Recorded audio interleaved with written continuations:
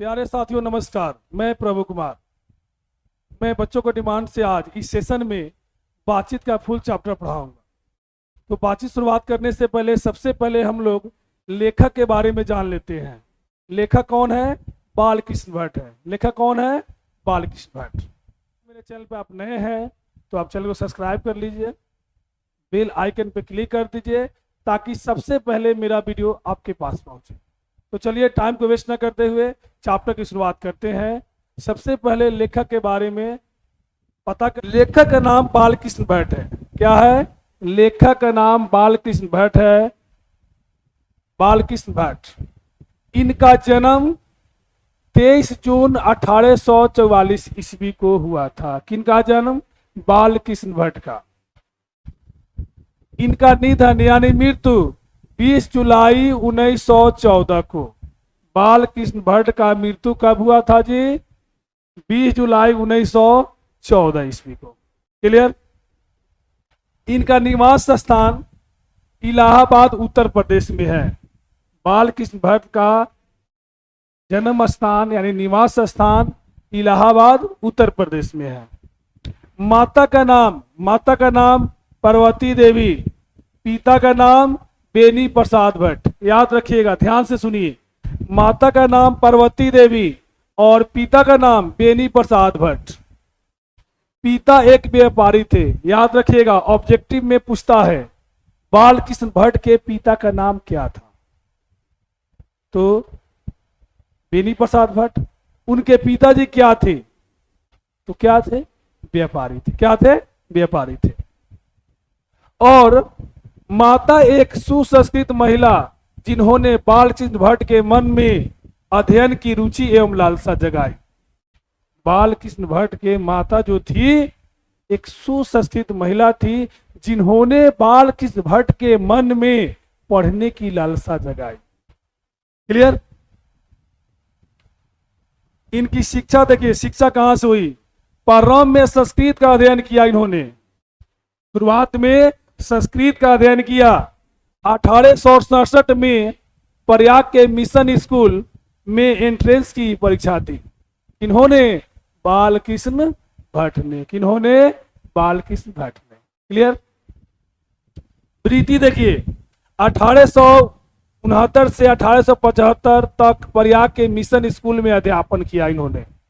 1869 से 1875 तक प्रयाग के मिशन स्कूल में इन्होंने अध्यापन किया, इन्होंने पढ़ा। 1885 में प्रयाग के CAV स्कूल में संस्कृत का अध्यापन किया। 1885 में किस स्कूल में? CAV स्कूल में किस चीज का अध्ययन किया? संस्कृत का। किस चीज का? संस्कृत का। 1888 में प्रयाग की कायस्थ पाठशाला इंटर कॉलेज में अध्यापक नियुक्त किए गए, किंतु उग्र स्वभाव के कारण नौकरी छोड़नी पड़ी। बालकृष्ण भट्ट जो थे इनका स्वभाव बड़ी उग्र था। ये जल्दी गुस्से में आ जाते थे। इसी गुस्से के चलते उनको नौकरी भी गंवानी पड़ी और उसके बाद से लेखन कार्य पर ही निर्भर हो गए। जब इन्होंने नौकरी गंवा दी तो बाद में लेखन पर ही यह निर्भर हो गए। कौन? बालकृष्ण भट्ट। कौन? बालकृष्ण भट्ट।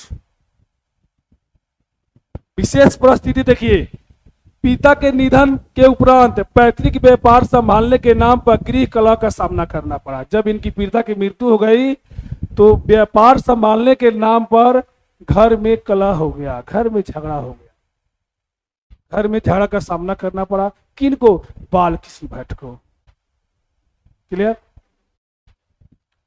पैतृक घर छोड़कर घोर आर्थिक संकट से जूझते हुए हिम्मत से काम लिया और साहित्य के प्रति समर्पित रहे। बाद में उन्होंने क्या किया? अपना जो पैतृक घर था उन्हें वो छोड़ दिए और बाद में आर्थिक स्थिति से, आर्थिक संकट से इनको जूझना पड़ा। फिर भी इन्होंने हार नहीं माना। कौन हार नहीं माना? बालकृष्ण भट्ट ने। कौन? बालकृष्ण भट्ट ने। और साहित्य के प्रति क्या रहे? समर्पित रहे। साहित्य के प्रति जुड़ गए। कौन? बालकृष्ण भट्ट। यहां तक आई समझ में? आगे देखिए। रचनात्मक सक्रियता। भारतेंदु हरिश्चंद्र की प्रेरणा से हिंदी वर्धनी सभा प्रयाग की ओर से 1877 में हिंदी प्रदीप नामक मासिक पत्र निकालना शुरू किया। किसने? बालकृष्ण भट्ट ने।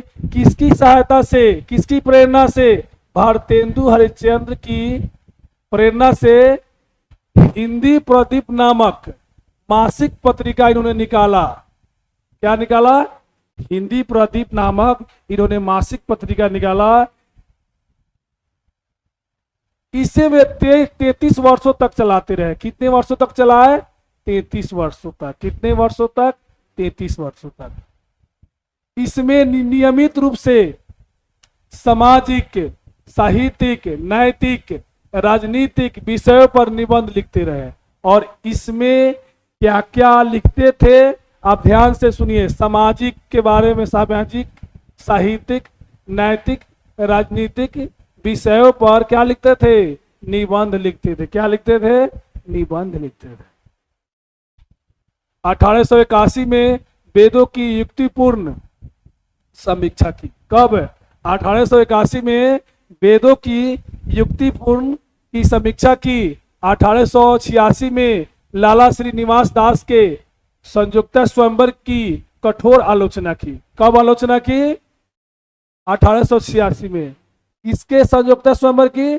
श्रीनिवास दास के। और ऑब्जेक्टिव में यह भी पूछता है संयुक्ता स्वयंवर किसने लिखा है, तो आप क्या बताएंगे? श्रीनिवास दास ने। किसने लिखा? श्रीनिवास दास ने लिखा हुआ था। किसने लिखा था? श्रीनिवास दास ने। जीवन के अंतिम दिनों में हिंदी शब्दकोश के संपादन के लिए श्याम सुंदर दास द्वारा काशी आमंत्रित, किंतु अच्छा व्यवहार न होने पर अलग हो गए। हमने थोड़ी देर पहले ये बताया हुआ था कि बालकृष्ण भट्ट का अच्छा व्यवहार नहीं था, वे उग्र स्वभाव के थे। तुरंत क्या हो जाते थे? गुस्से में आ जाते थे। और इसी स्वभाव के कारण उनको नौकरी भी गंवाना पड़ा था। और यहां पर वही हाल हुआ। अच्छा व्यवहार नहीं हुआ तो उन लोगों से क्या हो गए? अलग हो गए। क्या हो गए? अलग हो गए। अगला देखिए रचनाएं। उपन्यास इन्होंने लिखा हुआ है। उपन्यास कौन कौन है? रहस्य कथा, नूतन ब्रह्मचारी, 100 अजान एक सुजान, गुप्त बैरी, रसातल यात्रा, उचित दक्षिणा, हमारी घड़ी, सद्भाव का भाव। ये सब क्या है? उपन्यास है। क्या है? उपन्यास है। यहां तक क्या है? उपन्यास है। अब नाटक देखिए। नाटक इन्होंने क्या क्या लिखा?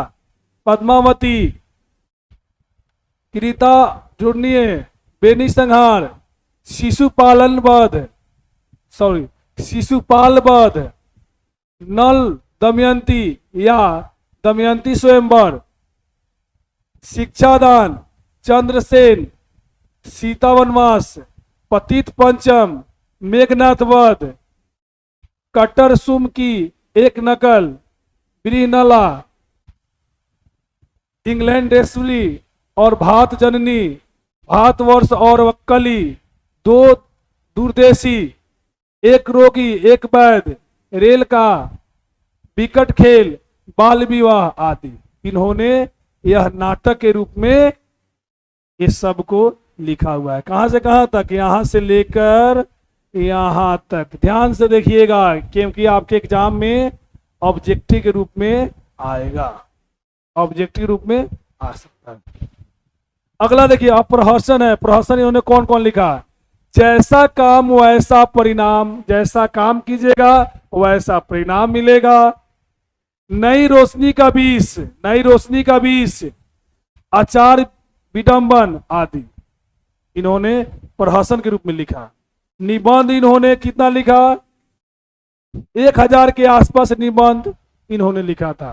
अगर एग्जाम में पूछे कि बालकृष्ण भट्ट लगभग कितने निबंध लिखे थे तो आप बता सकते हैं बालकृष्ण भट्ट लगभग 1000 निबंध लिखे हुए थे। राइट? समझ में आ रही है? आगे देखिए। जिनमें 100 से ऊपर बहुत महत्वपूर्ण, इसमें 100 ऐसे निबंध थे जो बहुत ही महत्वपूर्ण थे, इंपॉर्टेंट थे।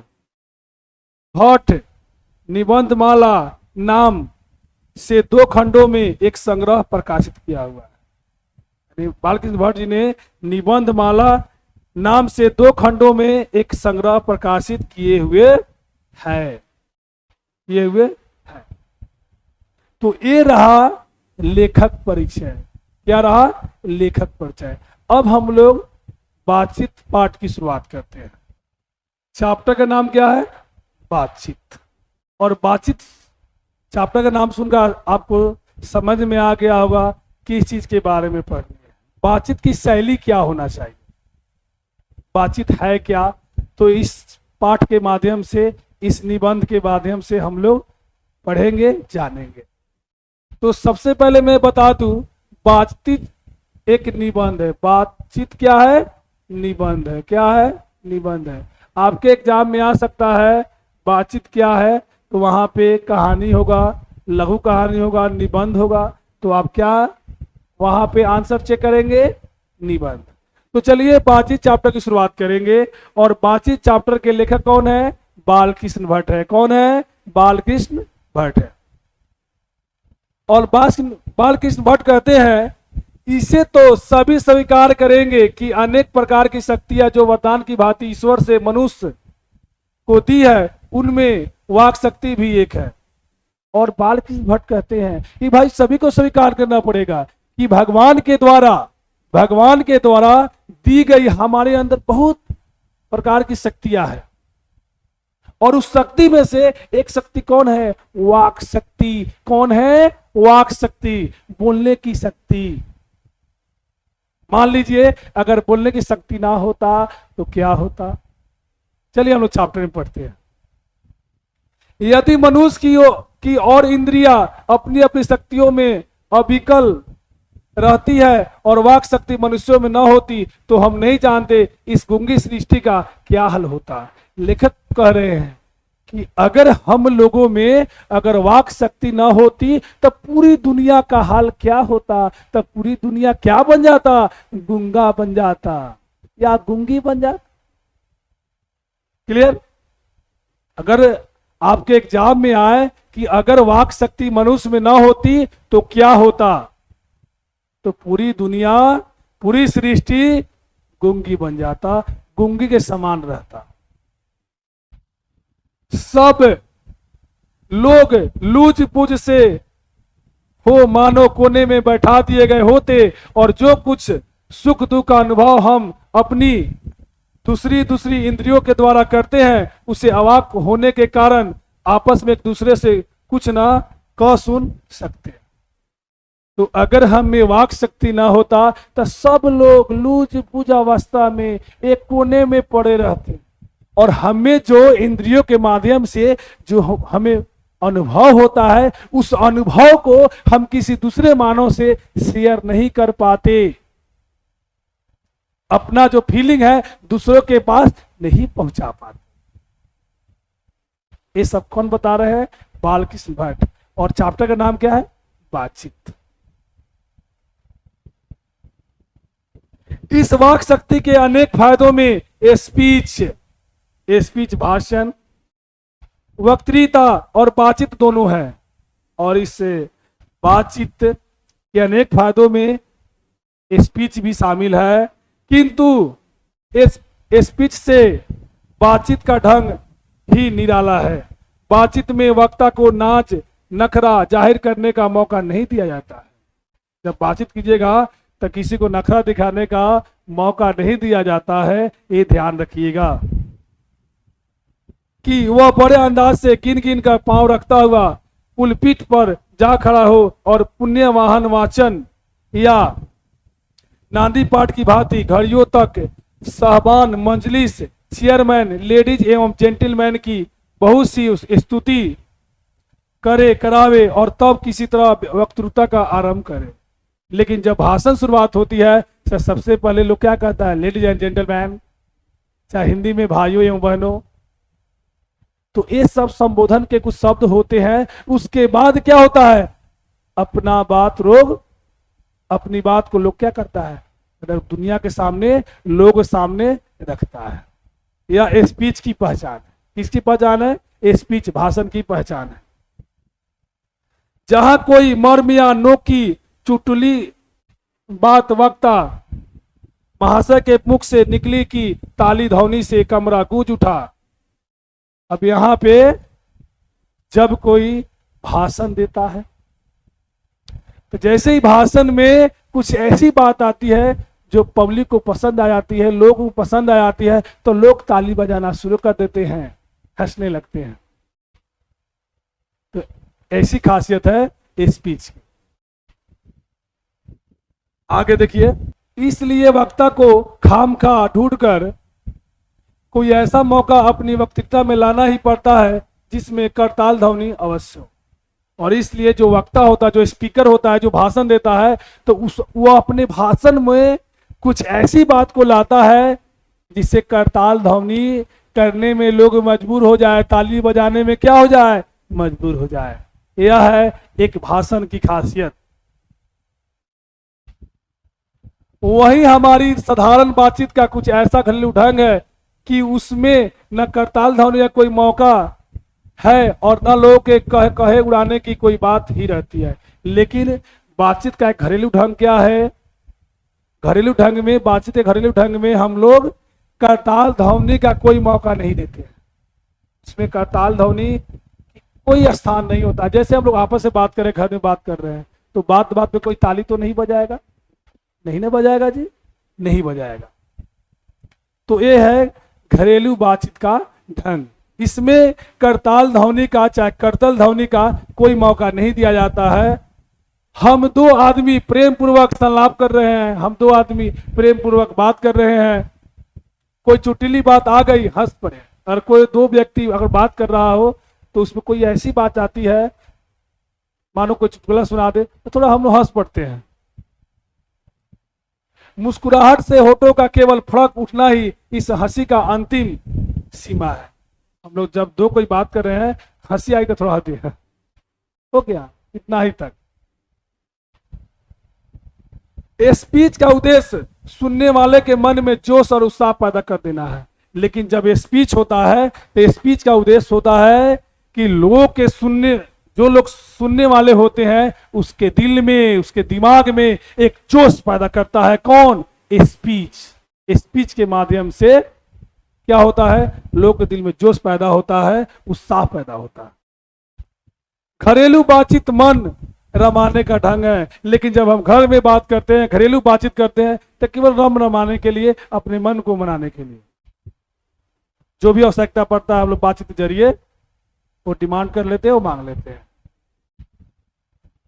उसमें स्पीच की वह संजीदगी बेकदर हो धक्के खा फिरती है। लेकिन जब हम घर में बात करेंगे तो आप सभी बताइए, हम घर में बात करेंगे तो कहेंगे क्या, भाई एवं बहनों, भाइयों एवं बहनों, हमें पानी चाहिए, ऐसे तो नहीं कहेंगे। इसमें स्पीच जो है बेकदर धक्का खाती पड़ती है घरेलू बातचीत में। किसमें? घरेलू बातचीत में। जहां आदमी की अपनी जिंदगी मजेदार बनाने के लिए खाने पीने, चलने फिरने आदि की जरूरत है, वहां बातचीत की भी उसको अत्यंत आवश्यकता है।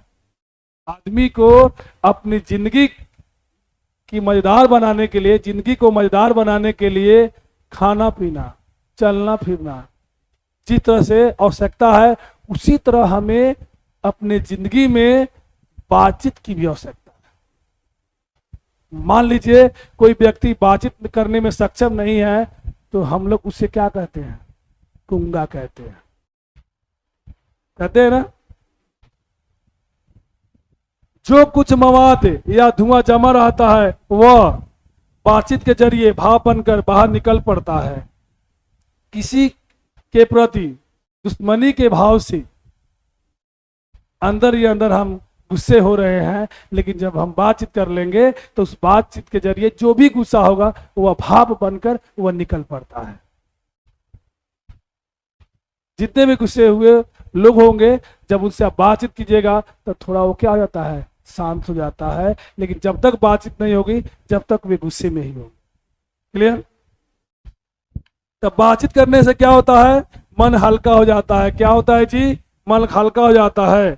देखिए क्या कह रहा है, चित्त हल्का और स्वच्छ परम आनंद में मगन हो जाता है। जब किसी से बातचीत करते हैं, जब आप गुस्से में हैं, लेकिन जब आप किसी से बात करते हैं तो आपका मन हल्का हो जाता है और स्वच्छ हो जाता है और फिर आप खुशहाल हो जाते हैं। तो ये है बातचीत का उत्तम तरीका। बातचीत का भी एक खास तरह का मजा होता है। जिनको बातचीत करने की लत पड़ जाती है वे इसके पीछे खाना पीना भी छोड़ बैठते हैं। एक बार देखिए, कोई व्यक्ति ऐसे होते हैं जिनको बातचीत करने में बहुत मन लगता है। अगर दो आदमी बातचीत करने के लिए मिल जाए तो वो खाना पीना भी क्या करते हैं, छोड़ देते हैं। घंटों 2 घंटे लगा देते हैं बातचीत करने में, बात करने में, और ऐसे ऐसे बात बनाएंगे जिस पर विश्वास करना मुश्किल हो जाएगा। क्लियर? अपना बड़ा खर्च कर देना उन्हें पसंद आता है। उन्हें क्या है, अपना नुकसान भी कर लेंगे। कोई काम जरूरी होगा, उस काम को भी क्या करता है, लोग छोड़ देता है। ऐसे वो बात करने में लिप्त हो जाते हैं, व्यस्त हो जाते हैं कि वो अपना खर्च भी करना, अपना नुकसान करना भी पसंद कर लेते हैं। ऐसे ऐसे लोग होते हैं। पर वे बातचीत का मजा नहीं खोना चाहते, लेकिन वे बातचीत का मजा नहीं खोना चाहते हैं कि अगर ये व्यक्ति चला जाएगा तो बातचीत किससे करेंगे, इसलिए बातचीत कर लेते हैं, बाद में अपना काम होता रहेगा। क्लियर? आगे देखिए, रॉबिन्सन क्रूसो का किस्सा बहुत लोगों ने पढ़ा होगा, जिसमें 16 वर्ष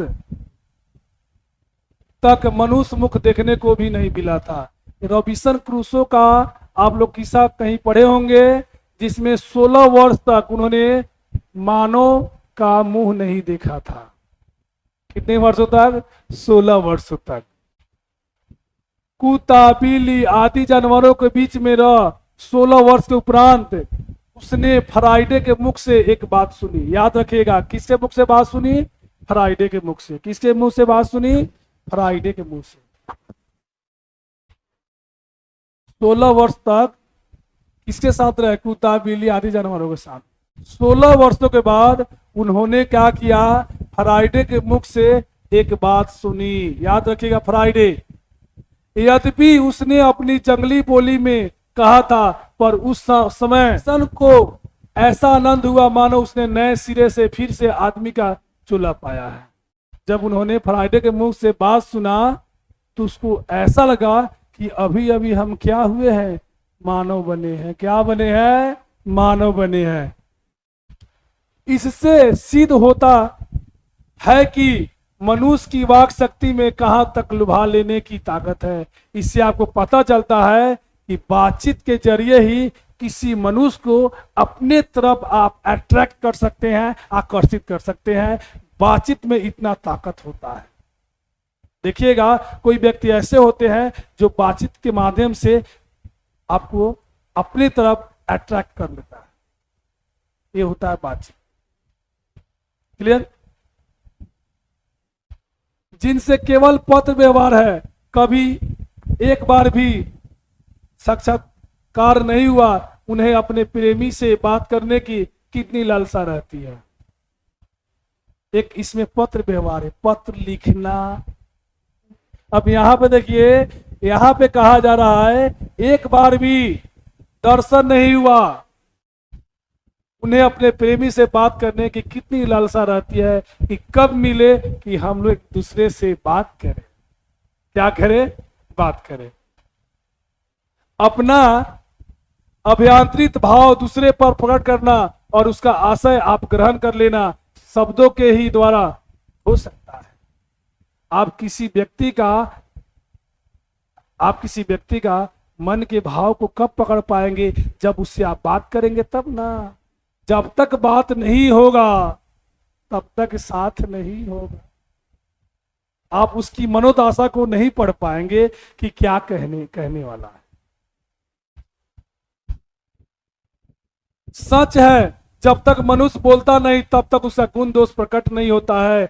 जब तक मानव बोलता नहीं है, जब तक उसके अंदर क्या गुण है, क्या बुराई है, क्या अच्छाई है, क्या बुराई है, पता चलेगा? पता नहीं चलेगा। जब तक मानव बोलता नहीं तब तक गुण या दोष का पता नहीं चलता है। बेन जॉनसन का यह कहना है कि बोलने से ही मनुष्य के रूप का साक्षात्कार होता है। बेन जॉनसन का कहना है कि जब तक आदमी बोलता नहीं है, जब तक उसके रूप का दर्शन नहीं होता है कि किस तरह का है। बहुत ही ऊंची जान पड़ता है। इस बातचीत की सीमा 2 से लेकर वहां तक रखी जा सकती है जहां तक उनकी जमात मीटिंग या सभा न समझने जाए। और बातचीत कितने व्यक्ति से शुरू होता है? 2 व्यक्ति से। और 2 व्यक्ति से जमात मान लीजिए, जमात समझते हैं ना, बहुत संख्या में मान लीजिए, अब बहुत संख्या भी हो सकता है, बहुत संख्या में लोगों से बात कर सकते, उसको मीटिंग भी कहा जाता है, सभा भी कहा जाता है। एडिसन का मत है कि असल बातचीत सिर्फ 2 व्यक्तियों में ही हो सकती है। और एडिसन जी कहते हैं कि असल बातचीत कितने व्यक्ति में हो सकता है? केवल 2 व्यक्ति में, केवल 2 व्यक्ति में। जिसका तात्पर्य यह हुआ कि जब 2 आदमी होते हैं तभी अपना दिल एक दूसरे के सामने खोलते हैं। जब 2 व्यक्ति आपस में मिलते हैं तभी क्या होता है कि दोनों व्यक्ति अपनी अपनी दिल की बात करते हैं। अगर 2 से 3 हुआ तो बात करना क्या कर देते हैं? बंद कर देते हैं। जब 3 हुए तब वह 2 की बात कोसों दूर गई। जब 2 से 3 होता है तो वह बात करना कोसों दूर हो जाता है। कहा भी गया है कि 6 कानों में पड़ी बात खुल जाती है। ने कहा गया है कि अगर 6 आदमी के बीच अगर बात करते हैं तो वह बात खुल जाता है, चारों तरफ क्या हो जाएगा? वो बात फैल जाएगा। दूसरे यह है कि किसी तीसरे आदमी के आ जाते ही या तो दोनों अपनी बातचीत से निरस्त हो बैठेंगे या उसे निपट मूर्ख अज्ञानी समझ बनाने लगेंगे। जब 2 आदमी बात कर रहा होता है, जब तीसरा आदमी वहां पर प्रवेश करता है तो दोनों आदमी आपस में बात करना क्या करता है? बंद करता है और बात तो घुमाने लगता है। ये बात कर रहे थे, वो बात कर रहे थे, और तीसरा आदमी को मूर्ख बनाने लगता है कि नहीं नहीं नहीं नहीं, ये बात हम लोग नहीं ना कर रहे थे, यही बात कर रहे थे, कोई खास बात नहीं थी। आगे देखिए, जैसे गर्म दूध और ठंडे पानी के 2 बर्तन पास पास हटा के रखे जाए तो एक का असर दूसरे पर पहुंच जाता है। अगर गर्म दूध का बर्तन और ठंडा पानी का बर्तन सटा के रखा जाए तो एक का असर दूसरे पर पड़ता है। क्या होता है? दूध ठंडा हो जाता है और पानी क्या हो जाता है? गर्म हो जाता है।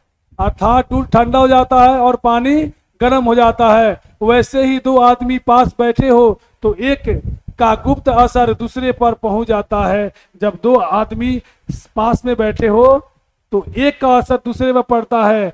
जिस तरह से वो बिहेवियर करेगा, जिस तरह से वो करेगा, उस तरह वो करने लगता है। क्लियर? चाहे एक दूसरे को देखे भी नहीं तब बोलने का कौन कहे, एक के शरीर की विद्युत दूसरे में प्रवेश करने लगती है। एक का जो विद्युत ऊर्जा होता है दूसरे में क्या करने लगती है? प्रवेश करने लगती है। जब पास बैठने का इतना असर होता है तब बातचीत में कितना अधिक असर होगा, इसे कौन ना स्वीकार करेगा? इसे सबको स्वीकार करना पड़ेगा कि बातचीत का असर सब पे पड़ता है। आप बिना बातचीत किए आप नहीं रह सकते। अस्तु अब इस बात को 3 आदमियों के साथ देखना चाहिए। मानो एक त्रिकोण सा बन जाता है। तीनों चित्त मानो 3 कोण है और तीनों की मनोवृत्ति के प्रसरण की धारा मानो उस त्रिकोण की 3 रेखाएं हैं। जब 3 आदमी होता है तो तीनों की बातचीत आपस में शुरू हो जाती है। वह त्रिकोण के समान बन जाते हैं और अपना अपना दिल खोलकर बात करने लगते हैं। गुपचुप असर तो उन तीनों में परस्पर होता ही है। गुपचुप जो असर होता है वो तीनों में होता है। जो बातचीत 3 में की गई वह मानो अंगूठी में नक्शी जड़ जाती है। उपरांत जब 4 आदमी हुए तब बेतकल्लुफी को बिल्कुल स्थान नहीं रहता। लेकिन जब 4 आदमी होता है तो लोग इधर उधर की बात करने लगता है, उस बात का कोई स्थान नहीं होता है। इधर उधर की बात लोग छेड़ने लगता है, करने लगता है। क्लियर? खुल के बात ना होगी, खुल के बात ना होगी। जब अधिक लोग हो जाता है तो जो खुल के बात होना चाहिए वो बात नहीं होता है। जो कुछ बातचीत की जाएगी वह फॉर्मेलिटी, गौरव और संजीदगी के लक्ष्य में सनी हुई होगी। जो भी बातचीत होगा वह फॉर्मेलिटी के लिए होगा, उतनी विशेष बात वहां पे नहीं होगी। 4 से अधिक, ध्यान दीजिएगा, 4 से अधिक की बातचीत तो केवल राम रमौल कहलाएगी।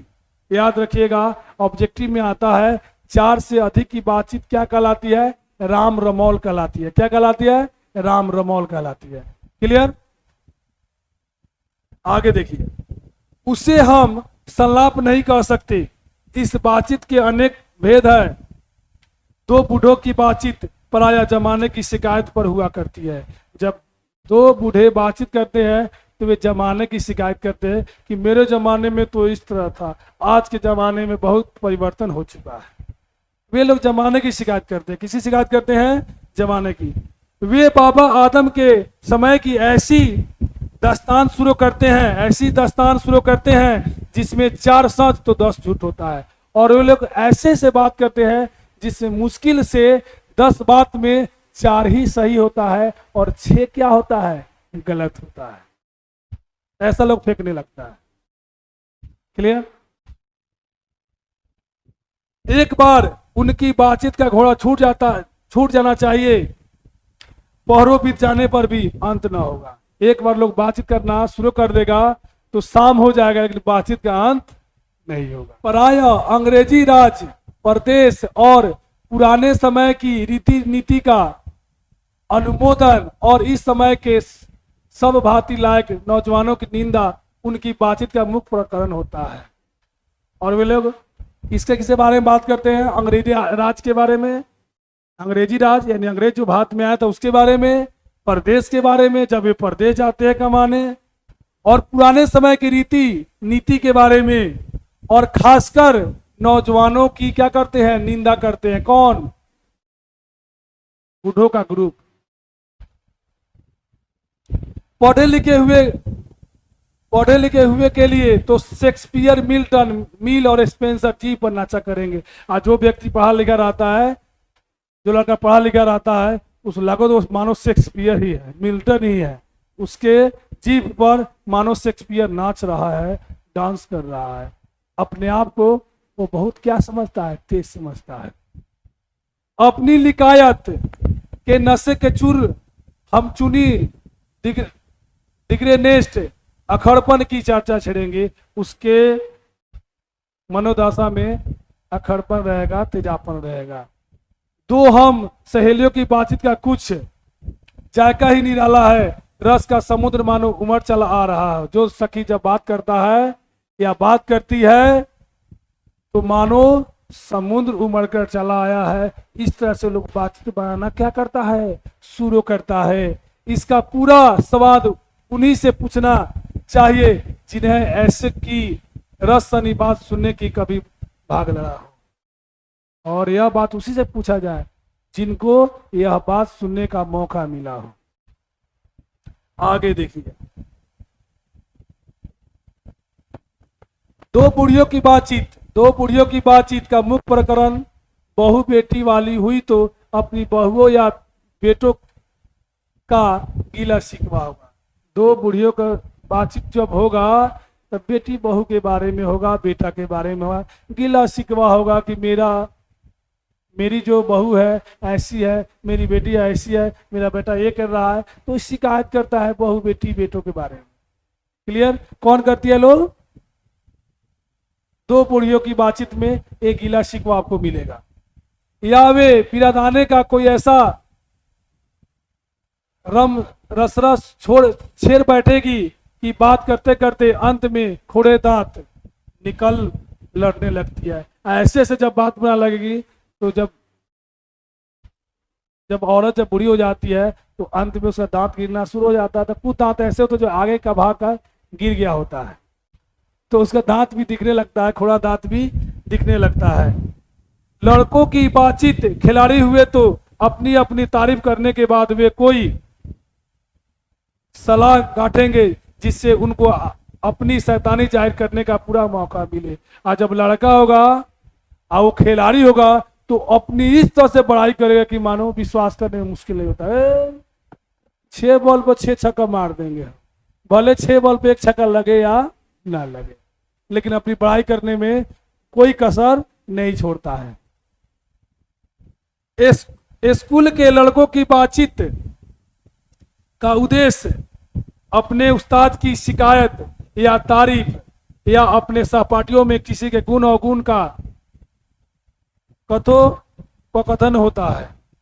अब स्कूल के लड़कों की बातचीत क्या होता है? अपने सहपाठी की शिकायत या उसके प्रति बातचीत करता है, उससे गुण अवगुण के बारे में बताता है।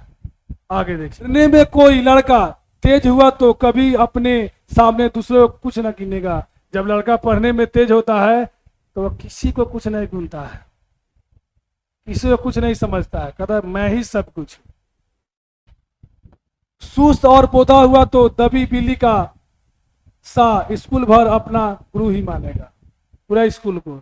और जो लड़का सुस्त होगा, कम पढ़ने में कमजोर होगा तो पूरा स्कूल को अपना गुरु ही मानेगा, वह सुस्त बनकर दबकर रहता है।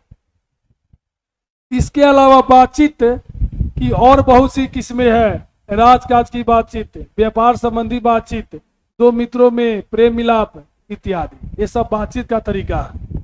हमारे देश में अशिक्षित लोगों में बदकही होती है।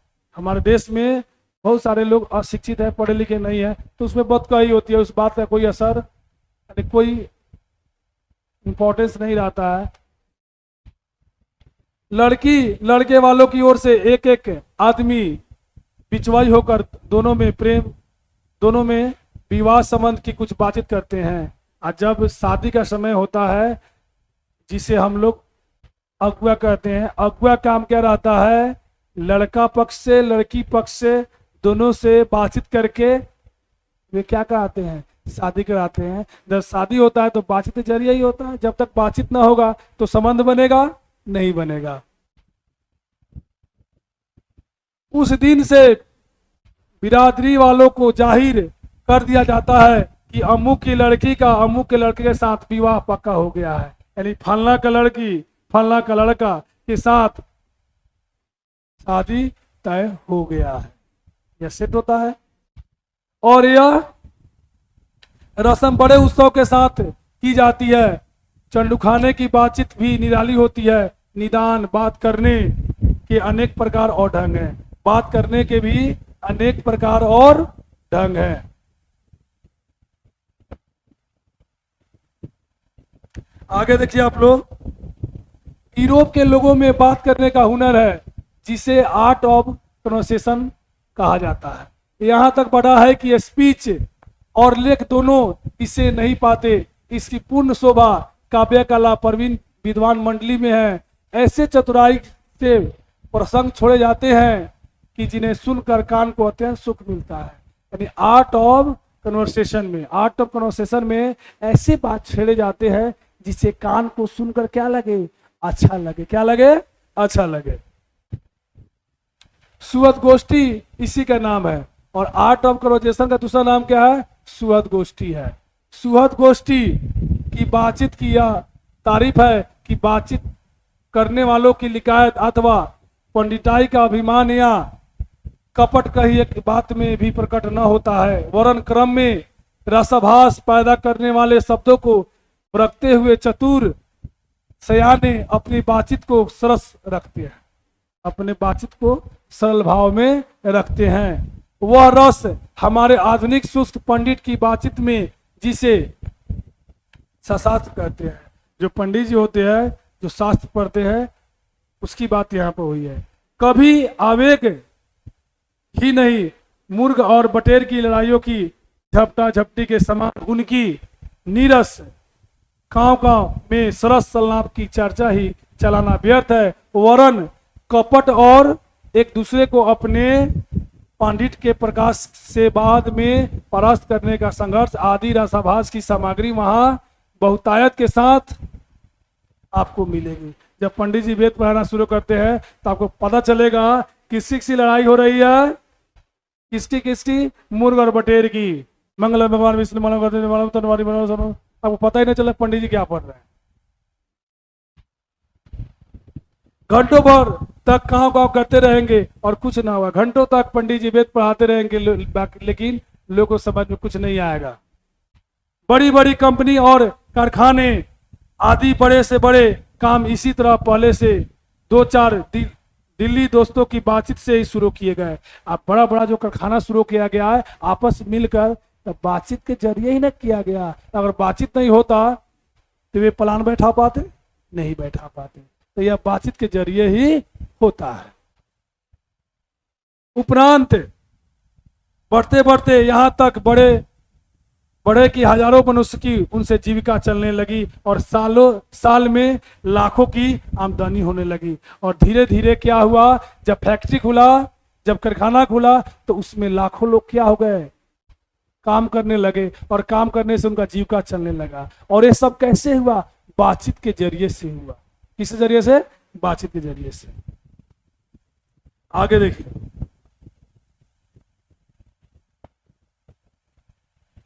25 वर्ष के ऊपर वालों की बातचीत अवश्य कुछ न कुछ सारगर्भित होती होगी, अनुभव और दूरदर्शी से खाली न होगी। और 25 से नीचे की बातचीत में यद्यपि अनुभव, दूरदर्शिता और गौरव नहीं पाया जाता है, पर इसमें एक प्रकार का ऐसा दिल बहलाव और ताजगी रहती है जिसकी मिठास उससे 10 गुनी चढ़ी बढ़ी होती है। 25 से ऊपर जो लोग होगा उसमें क्या होगा, एक 25 से ऊपर वालों की बातचीत में देखिए क्या होगा, अनुभव होगा, अनुभव की बातचीत होगा, दूरदर्शिता होगा, दूर तक देखने की क्षमता होगा। लेकिन 25 से नीचे की बात जो होगी उसमें दिल बहलाने वाली बात होगी। दिल है ईमानता नहीं। यहां तक हमने बाहरी बातचीत का हाल लिखा है जिसमें दूसरे भरी के होने की बहुत आवश्यकता है, बिना किसी दूसरे मनुष्य के हुए जो किसी तरह संभव नहीं है, और जो दो ही तरह पर हो सकता है, या तो कोई हमारे यहाँ कृपा करे या हम ही जाकर दूसरे को कृतार्थ करें। और अगर दो मानव एक साथ ना हुए तो बातचीत शुरू होगा, नहीं होगा। बातचीत करना होगा तो या वह मानव मेरे पास आए या मैं उसके पास जाऊं, तभी तो बातचीत शुरू होगा, तभी ना शुरू होगा जी। पर यह सब तो दुनियादारी है जिसमें कभी कभी रसाभास होते देर नहीं लगती, क्योंकि जो महाशय अपने यहाँ पधारे उनकी पूरी दिलजोई न हो सकती है तो शिष्टाचार में त्रुटि हुई। अगर जो व्यक्ति अतिथि के रूप में पधारते हैं और उनका अच्छा से स्वागत न हुआ तो वो क्या करते हैं, शिकायत करते हैं, त्रुटि मानते हैं, गलती मानते हैं। अगर हम ही उनके यहाँ गए तो पहले तो बिना बुलाए जाना ही अनादर का मूल है, और जाने पर अपने मन माफिक बर्ताव न किया गया तो मानो दूसरे प्रकार का नया घाव हुआ। अगर किसी के आप जाते हैं बिना बुलाए जाते हैं तो आपका आदर सही ढंग से नहीं हो पाता है, तो वहां पे आपको दुख अनुभव होता है कि हमने बेकार ही यहाँ पर। इसलिए सबसे उत्तम प्रकार बातचीत करने का हम यही समझते हैं कि हम वह शक्ति अपने में पैदा कर सके कि अपने आप बात कर लिया करें। अगर कोई आदमी नहीं मिल रहा है बातचीत करने के लिए तो हम अपने अंदर ऐसी शक्ति पैदा करें कि हम अपने आप से क्या कर सके, बात कर सके। हमारी भीतरी मनोवृत्ति प्रतिक्षण नए नए रंग दिखाया करती है। वह प्रपंचात्मक संसार का एक बड़ा भारी आईना है। हमारे अंदर जो है एक आईना है। क्या है, आईना, जिसमें जैसी चाहो वैसी सूरत देख लो। उस आईना में अपनी सूरत जिस तरह से देखना है उसी तरह से आप देख लीजिए, कुछ दुर्घट बात नहीं है। और जो एक ऐसा चमनिस्तान है जिसमें हर किस्म के बेल बूटे खिले हुए हैं, ऐसे चमनिस्तान की सैर में क्या कम दिल बहलाव है। मित्रों का प्रेम मिलाप कभी इसकी 16वीं कला तक भी ना पहुंच सका। इसी सैर का नाम ध्यान या मनोयोग या चित्त को एकाग्र करना है, जिसका साधन एक दो दिन का काम नहीं है। अगर अपने मन पर काबू करना है तो पहले अपने आप से बात करना सीखिए। वर्षों के अभ्यास के उपरांत यदि हम थोड़ी सी अपनी मनोवृत्ति स्थिर कर अवाक होकर अपने मन के साथ बातचीत कर सके तो मानो अहोभाग है। अगर थोड़ी देर अपने मन को शांत करके अपने आप मन से बात कर लीजिए तो आप भाग्यशाली है। एक वाक शक्ति मात्र के दमन से न जाने कितने प्रकार का दमन हो गया। हमारी जिह्वा कतरनी के समान सदा स्वच्छंद चला करती है। उसे यदि हमने काबू में कर लिया तो क्रोध अधिक बड़े बड़े अजय शत्रुओं पर बिना प्रयास जीत अपने बस में कर डाला। बातचीत एक ऐसा जरिया है, ज्यादा बातचीत करना भी नुकसानदायक होता है। यही जो मुंह है आपको गाली खिलाता है और यही है आपको पान खिलाता है। अगर सही से बात करते हैं तो दूसरा भी सही से आपके साथ व्यवहार करेगा। अगर गलत से बात करते हैं, गलत तरीके से बात करते हैं तो दूसरा भी आपके साथ गलत तरीके से ही व्यवहार करेगा। इसलिए अवाक रहो। अपने बातचीत करने का यह साधन यावत साधनों का मूल है। शक्ति परम पूज्य मंदिर है, परमार्थ का एकमात्र सोपान है। यानी अपने आप से बात करने का तरीका भी उत्तम है। और ये रहा आपका बातचीत का पूर्ण सॉल्यूशन, पूर्ण अध्याय। और आज का सेशन यहीं पे समाप्त होता है। आशा करता हूं कि आप सभी को यह सेशन समझ में आया होगा। अगर जो भी चैनल पर मेरे नए हैं तो चैनल को सब्सक्राइब कर लीजिए। चलिए मिलते हैं अगले सेशन में।